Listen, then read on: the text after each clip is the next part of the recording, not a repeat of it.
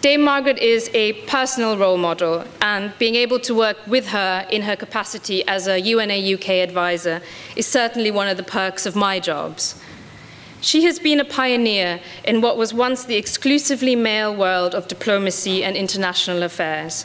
After obtaining a double first at Cambridge and a brief spell as a university lecturer, she became one of the first group of women to be admitted to the British Foreign Service in the late 1940s.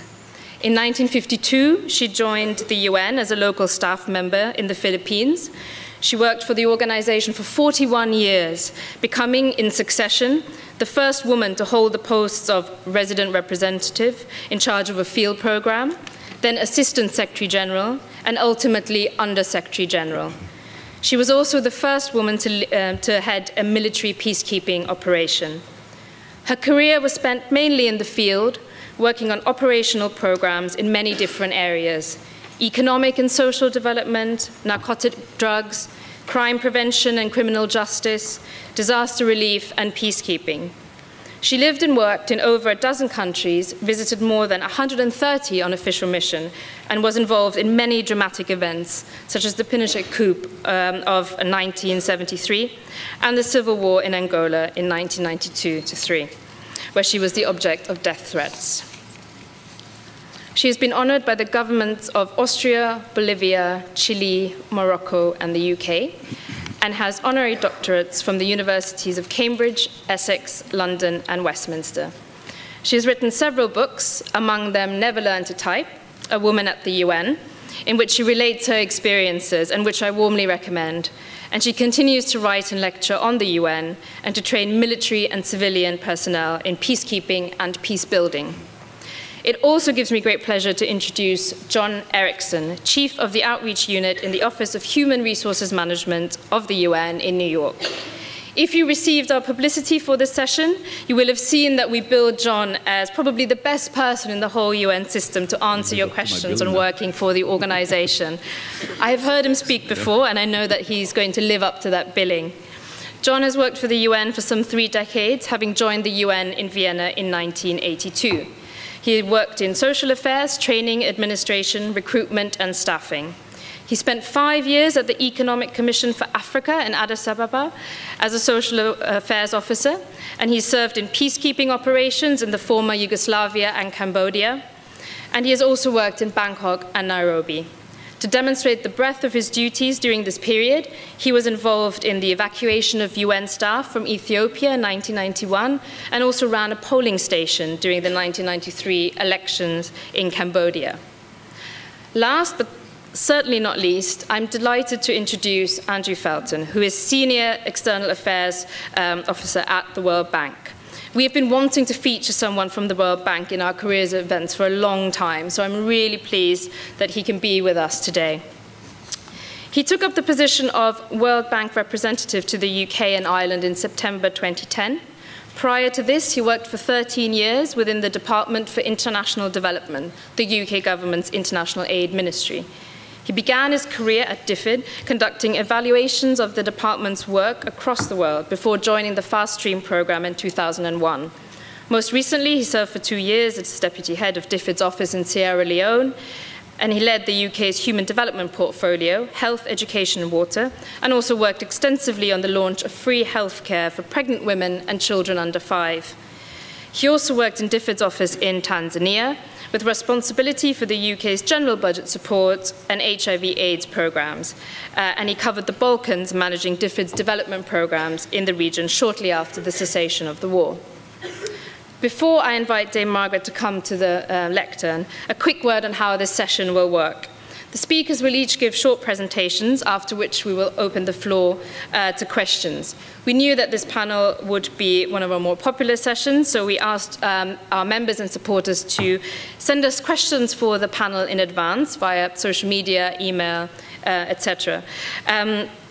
These questions have been given to the speakers, and they will try to cover them in their presentations, but if there are any that they don't get to, I shall raise them during Q&A. But now, without further ado, over to you, Dame Margaret.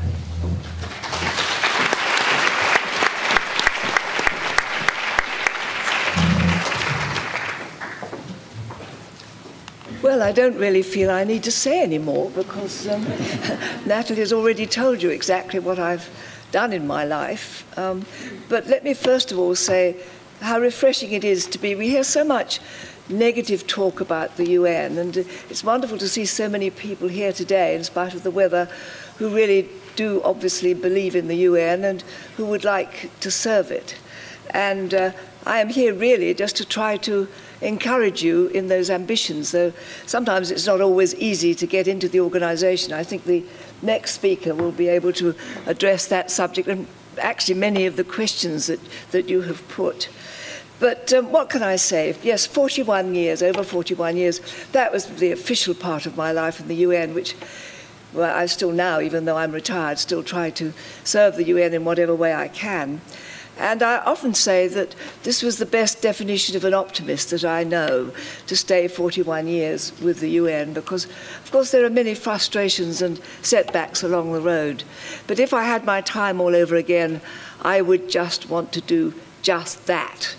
I feel immensely privileged that I was lucky enough to get into the UN when it was really, I was young and the organization was young as well. And of course the way in which that happened was quite accidental. You probably heard and may have seemed a little strange that I began life as a local staff officer, a local field staff officer in the Philippines. And that was, at that moment I was in a particular personal crisis in my life and thought that everything had come to an end, and it was just at the time when the UN was starting its economic and social programs. I joined, as you heard, in 1952, and those programs had just been approved by the General Assembly in 1949, and this office was getting underway, so I had this wonderful opportunity. And I had previously been trained and worked for a while as a diplomat of this country, and then realized that what I really wanted to do was to work in developing countries and serve that purpose. And ultimately, I then became the first international field officer and went off and started on my travels to all those different countries. So it was quite by accident, and as you heard, I became the first woman to achieve various positions in the UN, but the one I'm proudest of, I think, is that I'm the only person who reached the level of Under-Secretary General, only person, whether male or female, who actually began life as a local staff member. That's a long story, but you can, as you know, I've written my book, Never Learned to Type. Why was it never learned to type? Because in my generation, it didn't matter how many doctorates or degrees or whatever that you had, if you happened to be female and you had the misfortune to learn to type, which many young women were persuaded to do, then you became a secretary to somebody else. Nowadays, of course, everybody has to learn to type, and I'm in considerable difficulty because I never did, and I no longer have a secretary. When I look back, of course, there were hard times, bad times, but most of them were very good times. I mean, I can just remember feeling so exhilarated, getting up every day, going to work, and knowing that something exciting was going to happen, something different. You could never plan out exactly what those things were going to be. As Natalie has told you, I worked in pretty well every aspect of the organization's work, mostly in economic and social development, that entirely, or almost entirely, at the field level. And this is what I recommend, is start at the field level. There's no experience like it, nothing that will give you more understanding of the work of the UN, and nothing that probably will give you more satisfaction, because so often in the headquarters jobs, which look very glamorous, you know, in the Security Council and all of those things, and sometimes people will find themselves sitting behind desks writing reports and listening to debates where there are hours and hours of discussion about where a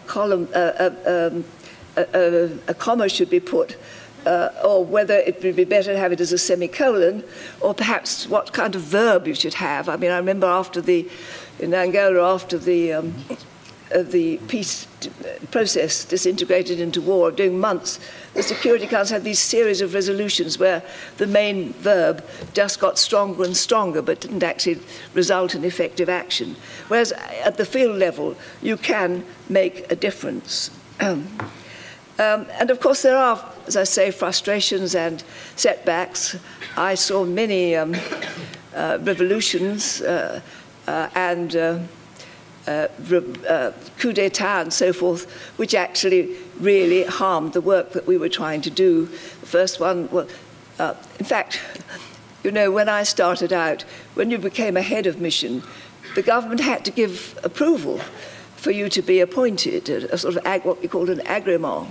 And initially, it didn't matter how much experience I was gradually gaining, they always turned me down because they didn't want a woman. And I thought they had a much better reason for refusing me, and that was wherever I went, the government seemed to fall. There always seemed to be coups and revolutions. Starting off in Colombia, and then in Bolivia in '64, there was a dreadful coup which set back all the work that we were doing.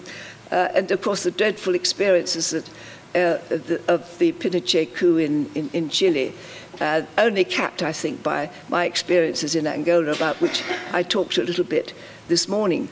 But although disappointing and frustrating as those experiences are, the fact that you had the experience behind you, that you were there on the job, you could do many things to help people who were affected by those incidents. Not necessarily things that were in your mandate originally, but you were there, the job had to be done, and you could do it. I also met so many people in different walks of life. And, you know, we talk a lot nowadays about poverty and about dreadful things that are going on in the world. But if you work for the UN,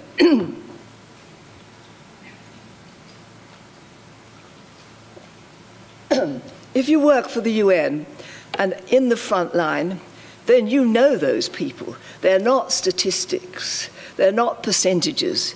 They are people whose lives you can see and that you can help. And of course, you also meet, particularly, and not even without getting to a very high level in the organization, you can meet many kind of internationally celebrated people along the way. I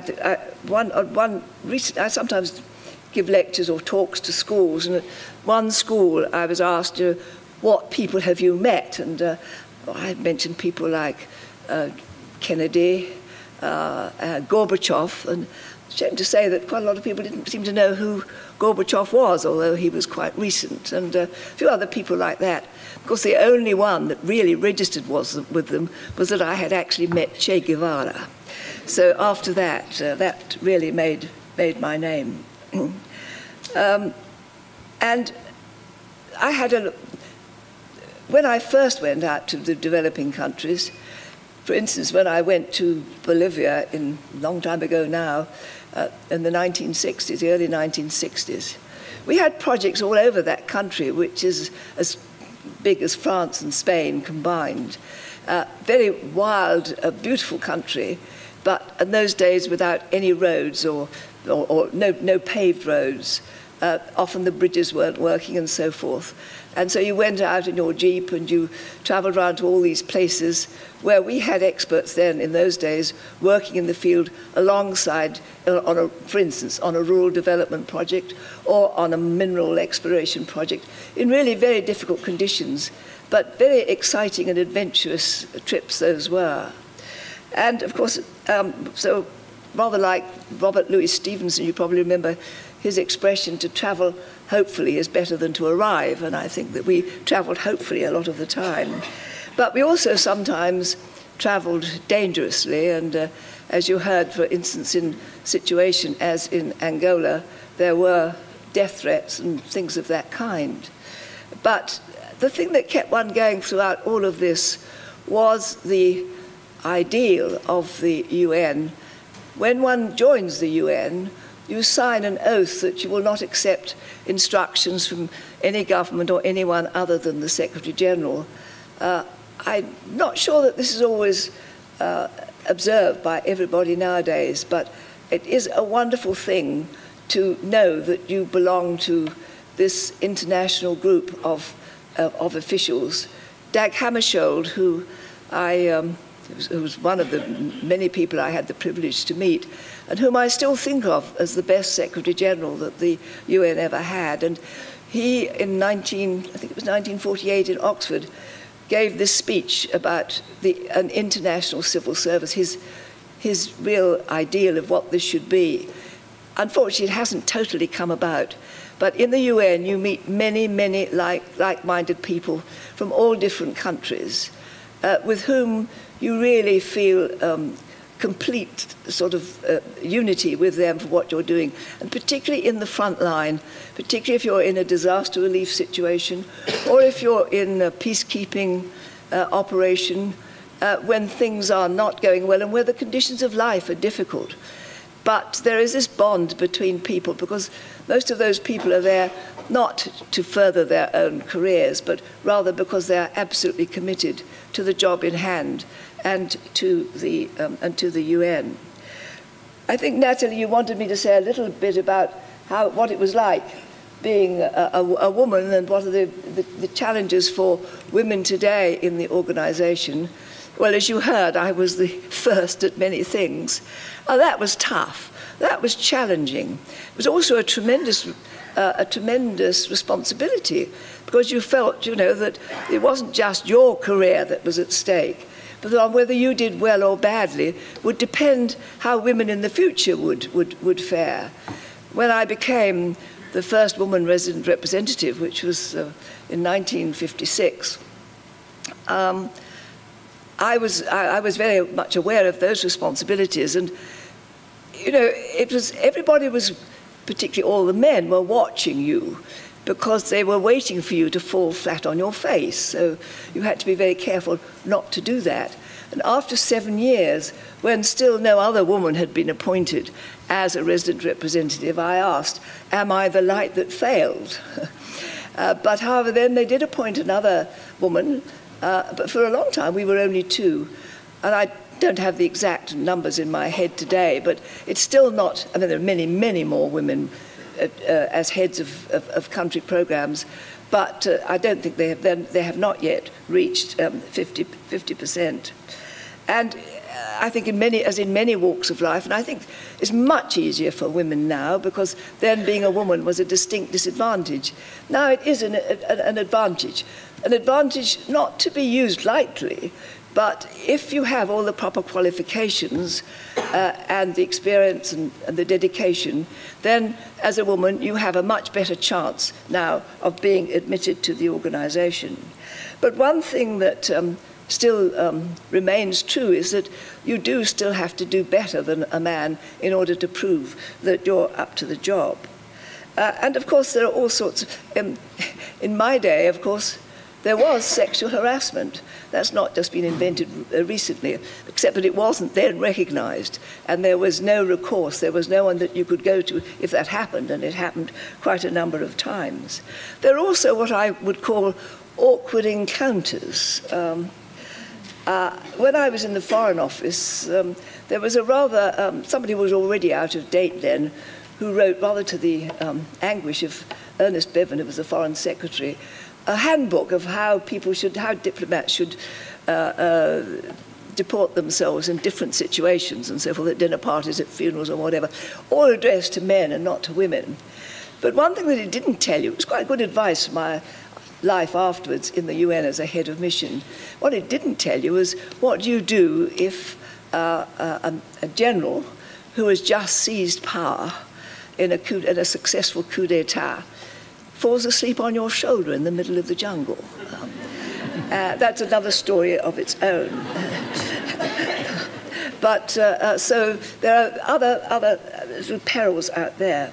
Also, of course, if I think of peacekeeping, it's much more difficult for you if you are a woman. Well, when I went to Angola, of course, I was in an almost entirely male climate, not only with regard to the competence, but also to our own mission. And when things go wrong in a situation like that, although the UN had been given a very marginal role in that peacekeeping operation, when things go wrong, it's always the UN which is to blame. And it's not only the UN per se, but it becomes personified in the head of mission. And whether it's a man or a woman. If it's a woman, however, immediately that situation takes on sexual overtones. Before the elections, the leader of the UNITA group, Jonas Savimbi, who was one of the most evil men I've ever met, called me mother, because he was convinced that he was going to, he was buttering me up, I suppose, or he thought. I'd never happened to have had any children, but frankly, I wouldn't have wanted to have him as one of them. But of course, as soon as he lost the elections, and I was the person who had declared that they were generally free and fair, he turned the whole thing round and he said, well, first of all, that I was a smuggler of diamonds, which was rich, since that was what he was doing, actually. I could have learned from him in that regard. A smuggler of mercury, that I had come to Angola as a poor woman but was going to leave very rich because of all the bribes that I'd received from the government. But then he went on to say, much worse than that, and she is an international prostitute. And a stray bullet will find her shortly. Of course, so in a few weeks, I went from being a mother to an international prostitute. And the worst of this was that the BBC the BBC World Service decided to promulgate this interesting piece of information along the airwaves. And so they were heard by my only living relative at that time, who was my aunt, who was living on the Welsh borders and listening to this in the middle of the night, which was the only thing you could do in those days, really concerned about news from Angola. But when I rang her up the next day, I hoped very much that she hadn't heard this riveting piece of information, but she had, and she said, you know, darling, I don't mind so much about your morals, pause, though I do think a prostitute might be a first in the family. But she showed her great sense of, she was well into her 80s at that point, her sense of what were the really important things. Do beware of that stray bullet. And I was able to. I obviously avoided that stray bullet. Unfortunately, my successor was killed in what still remains a very suspicious air crash. I don't want to put you off. This is just because this is all part of the life, but what I do want to say to you is that there are all sorts of opportunities out there, all sorts of adventures, some of them agreeable, some of them not so agreeable. One thing I can assure you, if you do go into the UN, you will never have a dull moment, especially if you go to the field. I want to underline that point. You will also, with all the frustrations, you will have the satisfaction, the reward of seeing things happen, seeing people's lives changed, and know that even though you may have only had a small part, you have been an indispensable part of that operation. So, do be heartened, and do try and go and work for the UN. Thank you.